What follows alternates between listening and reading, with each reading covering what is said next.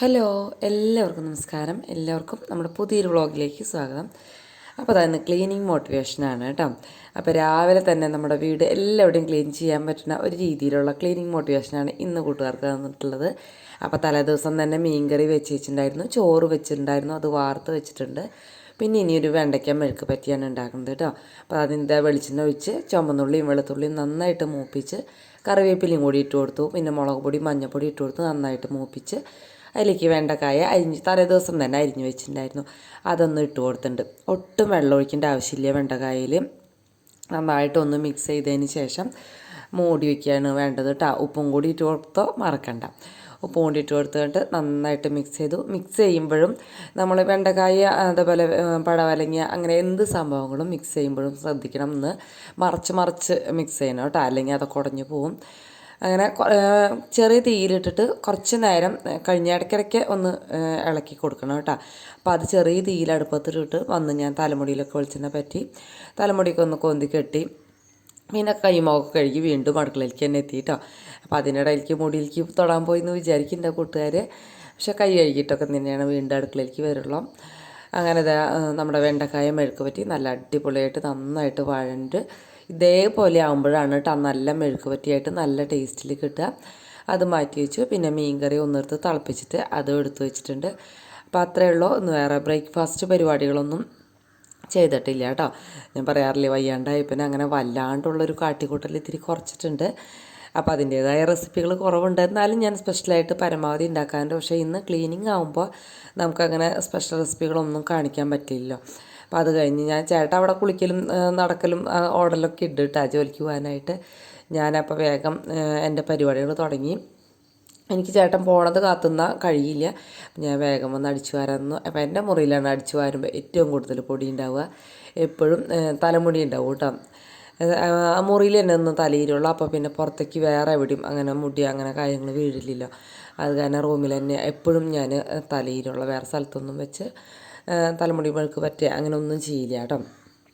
അങ്ങനെ ഒന്ന് അടിച്ച് വാരി കണ്ടിട്ട് തുടച്ച് മുറ്റൊക്കെ അടിച്ച് എല്ലാതും ഒന്ന് ക്ലീൻ ആക്കിയിടുക. അപ്പോൾ സൺഡേയിൽ എല്ലാ ദിവസവും ഞാൻ തുടയ്ക്കൊന്നുമില്ല കേട്ടോ. ആഴ്ചയിൽ ഒരിക്കൽ തന്നെയാണ് തുടച്ചിടുള്ളൂ. അല്ലാണ്ടൊന്നും ദിവസമൊക്കെ ആഗ്രഹമൊക്കെ ഉണ്ട്, നടക്കാറൊന്നുമില്ല. എല്ലാ ദിവസവും തുടയ്ക്കാമെന്ന് പറഞ്ഞാൽ അടിച്ച് വാരിയിടും മുറ്റം അടിക്കും എന്നല്ലാണ്ട് തുടയ്ക്കണ പരിപാടിയും ബാത്റൂം കഴുകണ പരിപാടിയൊക്കെ ഏകദേശം വീക്കെൻഡിനല്ലേ ഉള്ളൂ.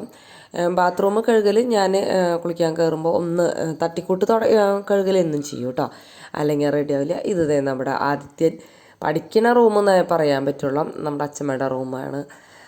അച്ഛമ്മ നാത്തൂൻ്റെ കൂടെയാണ് കേട്ടോ. അപ്പോൾ പറയുമ്പോൾ എന്തായാലും ചോദിക്കും. ഇപ്പോൾ എല്ലാ വ്ളോഗും എല്ലാവരും കണ്ടു എന്ന് വരില്ലല്ലോ. എല്ലാ വ്ളോഗും എല്ലാതും കണ്ടവർ വളരെ ചുരുക്കം പേര്, 10,000-3000 പേരൊക്കെ ഉണ്ടാവുള്ളൂ എന്ന് എനിക്ക് തോന്നുന്നു. അപ്പോൾ ബാക്കിയുള്ളവരൊക്കെ ഇടയ്ക്കും ഇടയ്ക്കൊക്കെ കാണുന്നവരാണ്. അപ്പോൾ പിന്നെ അവർക്ക് വിശേഷങ്ങൾ അറിയില്ലല്ലോ. അപ്പോൾ ആദ്യം തന്നെ ഞാൻ ആ കിടക്കൊന്ന് റെഡിയാക്കിയിട്ടു. ബുക്കുകളൊന്നും ഒതുക്കി വെച്ചാൽ ശരിയാവില്ല. അവൻ ആ ബുക്ക് പോയി കാണാണ്ടായി, പേന കാണാണ്ടായി എന്നൊക്കെ പറയും. അപ്പോൾ അത് കാരണം ബുക്കുകളൊക്കെ ആ മേശപ്പുറത്തേക്ക് വെച്ചിങ്ങാട്ട് എന്നാലും കട്ടിലൊന്ന് വിരിയൊന്ന് റെഡിക്ക് വിരിച്ച് ആ തലോണ കവറൊക്കെ ഒന്ന് ശരിക്കിട്ടും അവൻ പഠിക്കാതിരിക്കുമ്പോൾ കാണിക്കണ അങ്ങോട്ടും ഇങ്ങോട്ടും കാട്ടി കൂട്ടുന്നതാണ്. അല്ലാണ്ട് കിടന്നുറങ്ങൽ ചിലപ്പോൾ സ്കൂൾ വിട്ട് വന്ന് അപ്പം തന്നെ കിടന്നുറങ്ങണതാണ് കേട്ടോ. ക്ഷീണം കൊണ്ടായിരിക്കാം. അപ്പം ഞാൻ വരുമ്പോൾ വിളിച്ചിട്ട് പിന്നെ എഴുന്നേറ്റ് കുളിച്ച് ഓരോന്നൊക്കെ ചെയ്ത് പിന്നെ കുളിക്കാനും ഇതൊക്കെ പോയിട്ട് പിന്നെ പഠിക്കും അങ്ങനെയാണ് കേട്ടോ. അങ്ങനെ അതൊക്കെ റെഡിയാക്കിയിട്ട് പിന്നെ ഞാൻ ഒന്ന് ആ റൂമും ഒന്ന് അടിച്ചു വാരി ഇടുകയാണ് കേട്ടോ. പിന്നെ ബാത്റൂം ഈ റൂമിൽ അങ്ങനെ എല്ലാവരും ഉപയോഗിക്കണമെന്നില്ല. എന്നാലും ഞാൻ ഇടയ്ക്ക് വന്നിട്ട് ഞാനൊന്ന് കുളിക്കാനായിട്ട് ഇങ്ങോട്ട് വരും.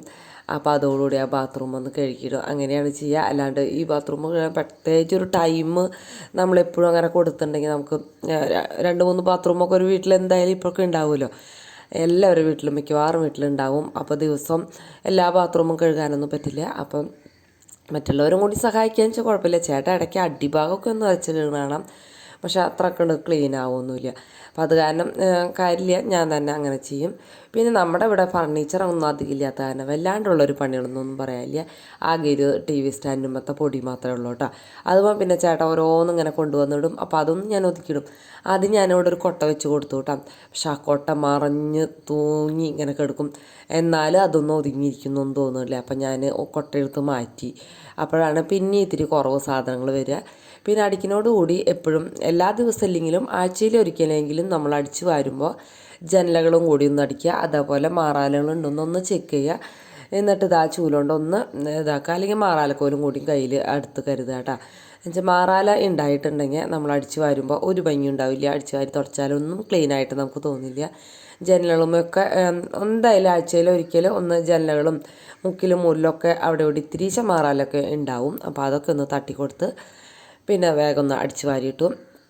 അപ്പോഴേക്ക് ചേട്ടന് പോണ നേരമായി ചോറ് പാർത്തെന്ന് പറഞ്ഞു. അപ്പം ഞാൻ വേഗം വന്ന് ചോറ് പാർത്തി കേട്ടോ.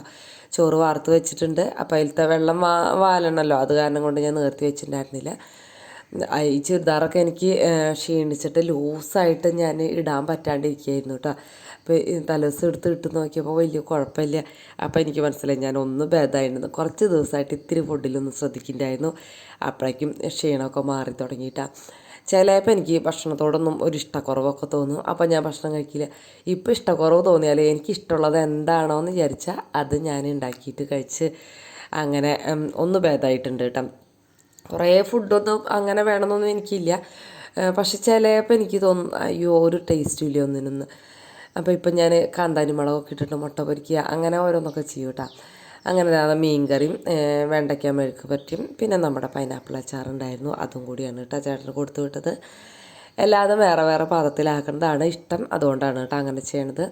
അത് കഴിഞ്ഞ് ഞാൻ നമ്മുടെ വാഷ് ബേസ് കഴുകാനൊന്നും പ്രത്യേകിച്ചൊരു ടൈമൊന്നുമില്ല. ഞാൻ അങ്ങോട്ട് ഇങ്ങോട്ട് നടക്കുമ്പോൾ അതിലഴുക്ക് കണ്ടാൽ ഞാൻ ഓടി വന്ന് കഴുകും. പിന്നെ ആഴ്ചയിൽ ഒരിക്കലൊക്കെ ഇതേപോലെ ഈ ലിക്വിഡൊക്കെ വെച്ചിട്ട് കഴുകും. ഇത് ഈ റെഡ് ഹാർപ്പിക്ക് നന്നായിട്ട് ക്ലീൻ ആവും കേട്ടോ. അപ്പോൾ അതെന്നും ഞാൻ ഉപയോഗിക്കില്ല. എൻ്റെ കൈക്കും ഭയങ്കര ചൊറിച്ചിലൊക്കെയാണ്. എത്ര ശ്രദ്ധിച്ചാലും കൈമ ചൊറിയും കേട്ടോ എനിക്കത് ഉപയോഗിച്ചിട്ടുണ്ടെങ്കിൽ. അത് കാരണം കൊണ്ട് ഒന്നും ഞാൻ ഉപയോഗിക്കില്ല. തീരെ നന്നായിട്ടൊന്ന് ക്ലീൻ ആക്കണ ദിവസങ്ങളിൽ മാത്രമാണ് അതൊക്കെ ഉപയോഗിക്കുക കേട്ടോ. അങ്ങനെ അതൊക്കെ നന്നായിട്ട് ബ്രഷ് ഇട്ട് കഴുകി അത് വൃത്തിയാക്കിയിട്ടു. പിന്നെ മോൾ ഭാഗം ഞാൻ തുടയ്ക്കാനും അടിക്കാനും പോയില്ല എന്ന് വെച്ചാൽ അത് പിള്ളേർ ചെയ്യാറുണ്ട്. പിന്നെ ഇപ്പം ഞാൻ ചെയ്ത ഒന്നും കൂടി ഒന്ന് വൃത്തിയാവും. പക്ഷെ അവരവിടെ കിടന്ന് ഉറങ്ങുന്നുണ്ട്. ഇന്ന് ശനിയാഴ്ചയാണ്. അപ്പം പിന്നെ അവർ ഉറങ്ങിക്കോട്ടെ. ശനിയാഴ്ച ദിവസം ചിലപ്പോൾ നേരത്തെ എനിക്ക് പഠിക്കാനും ഇരിപ്പുണ്ടാവും കേട്ടോ. അപ്പോൾ പിന്നെ പഠിക്കുന്നതിൻ്റെ ഇടയിലായാലും നമ്മൾ അടിക്കാനും തുടയ്ക്കാനൊക്കെ ചെയ്യുന്ന അതൊരു ശല്യമാവില്ല വെച്ചിട്ട് ഞാൻ പോവില്ല. ശ്രീകുട്ടനൊക്കെ അങ്ങനെ കഴിയാറായൊരു ടൈമല്ലേ.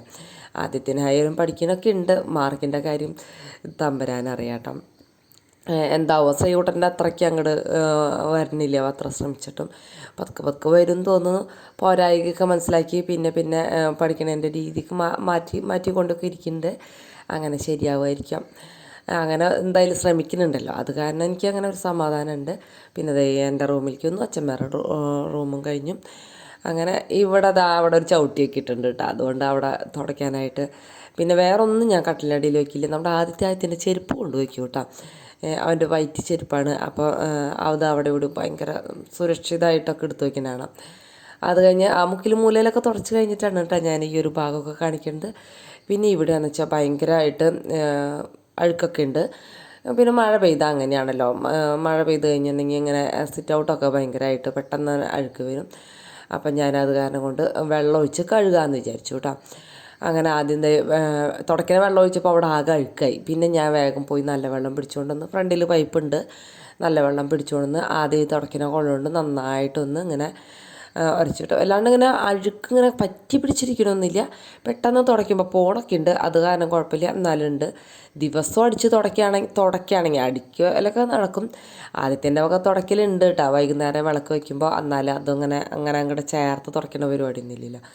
അപ്പോൾ ആദ്യം നാക്കി പിന്നെ വീണ്ടും വെള്ളം കളഞ്ഞ് തുടച്ച് വീണ്ടും വെള്ളം പിഴിഞ്ഞ് തുടച്ച് അങ്ങനെ അവിടെ അടിപൊളിയായിട്ടാണ്. തുടച്ച് കഴിഞ്ഞാലൊക്കെ ഒരു നല്ല വൃത്തിയാണ്. എല്ലായിടത്തും അടിച്ച് വാരലും തുടയ്ക്കലും മാറാലടയ്ക്കലും ബാത്റൂം കഴുകലൊക്കെ കഴിഞ്ഞ് കഴിഞ്ഞാൽ വീട് കാണാൻ നല്ല അടിപൊളിയാണല്ലോ നമുക്ക്. എനിക്ക് ഭയങ്കര സന്തോഷമാണ് കേട്ടോ അതൊക്കെ അങ്ങനെ കഴിഞ്ഞ് കഴിയുമ്പോൾ. പ്രത്യേകിച്ച് ജോലിക്ക് പോകണതിന് മുന്നേ ഇത്രയ്ക്കൊക്കെ കഴിക്കാൻ വെച്ചാൽ ഭയങ്കര സന്തോഷമാണ്. പിന്നെ വൈകുന്നേരം വന്നാൽ നമുക്ക് പ്രത്യേകിച്ച് ജോലിയൊന്നും ഇല്ലല്ലോ. എന്തെങ്കിലും ഒരു കുക്കിങ് വൈകുന്നേരം വരുമ്പോൾ നല്ല ക്ലീനായിട്ട് വീട് കെടുക്കണുണ്ടാവും. പിന്നെ ഞാൻ കിടക്കി വരിയും അതൊക്കെ മാറ്റി. പക്ഷെ അതൊന്നും വീഡിയോ എടുത്തില്ല കേട്ടോ. അതുകൊണ്ടാണ് ആദ്യമൊക്കെ 2 ദിവസം കൂടുമ്പോൾ കിടക്കി വരി മാറ്റിയായിരുന്നു. പിള്ളേർ ചെറുതായിരിക്കും. പിന്നെ ഇത്തിരി വലുതായപ്പോൾ 4 ദിവസമാക്കി.